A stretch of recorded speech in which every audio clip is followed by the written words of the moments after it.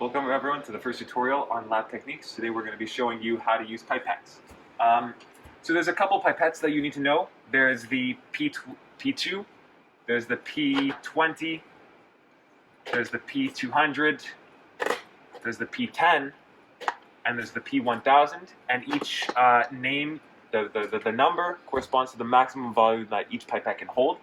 You also have the associated pipette tips, which are used to aspirate and aliquot liquid. Each pipette tip is used with a specific corresponding pipette. So we can get started on showing you how to start pipetting. You can start off with choosing the right pipette. So you want to choose the pipette that can aliquot the appropriate volume of liquid. So for example, if I want to aliquot 1 microliter of liquid, I would choose the P2 because that has a maximum volume of 2 microliters and a minimum volume of 0.2 microliters. If I wanted to pipette 500 microliters, I would choose the P1000 because this goes from 100 microliters to 1,000, and 500 microliters is in between. So let's say I want to choose to do 500 microliters of aspirating liquid. What I do is I set the pipette to 500 microliters. And specifically, you can see here the number corresponding to the volume that it's about to pick up. So in this case, I am taking 330 microliters of liquid if I used it at this setting. The reason being, the top digit corresponds to the top digit, the maximum digit on the pipette. So in this case, that's the thousands unit over here because the maximum it can take is 1,000. And this unit right here would then be for the thousands. The second one would be for the hundreds. The third one would be for the tens. And so specifically here, I'd be taking 330 microliters of liquid. So let's say I want to aspirate 500 microliters. I would set my pipette to 500 microliters, specifically 50 corresponding to the hundreds digit and then the tens digit. And then I would use my pipette tip. So just a quick note, the black and white tape on the pipette tips means that the tip has been, the box has been autoclaved. And so we use this because we always use autoclave tips, and we usually use it under the flame to keep sterility. So we can get started. I open the tip, and then I simply put the pipettes on the tip, take it out. And then to use the pipette, there are 2 steps.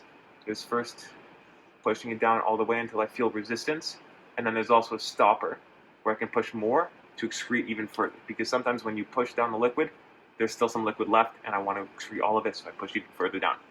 So to start pipetting, you first push down before you actually aspirate the liquid. And that way, you don't create bubbles. If I start like this, and then I put my pipette tip inside, and then I push down, I will create bubbles. So I first start off by pushing the stopper, and then I insert the pipette tip in the liquid, and then I pull back up. And that's how I aspirate liquid. To put it back, I push down, and then I can excrete to push even more of the liquid down if it's stuck. So I can use the up. As you can see, it's right here. There's actually a marking on this. I'm not sure if it can be visible. I don't think it's visible. But there are markings on the pipette tip that specifically indicate landmark volume. So 100 microliters, 500 microliters, and a milliliter. And that way it's easy for you to confirm that you've aspirated the correct amount of liquid.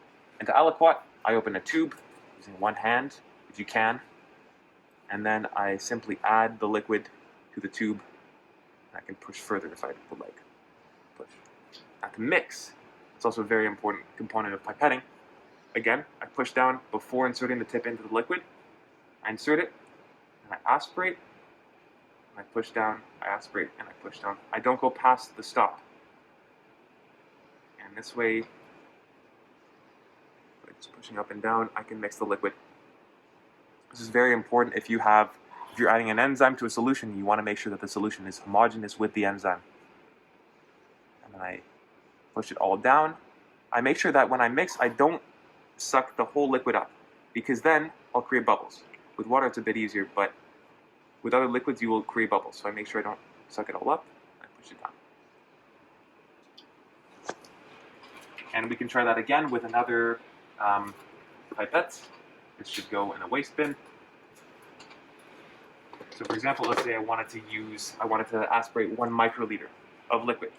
I can use this pipette tip this pipette because it's up to 2 microliters. And so I would set it to 1 microliter. In this case, since the top digit is the 2, the top digit here is also corresponds to a 2. Do not ever go more.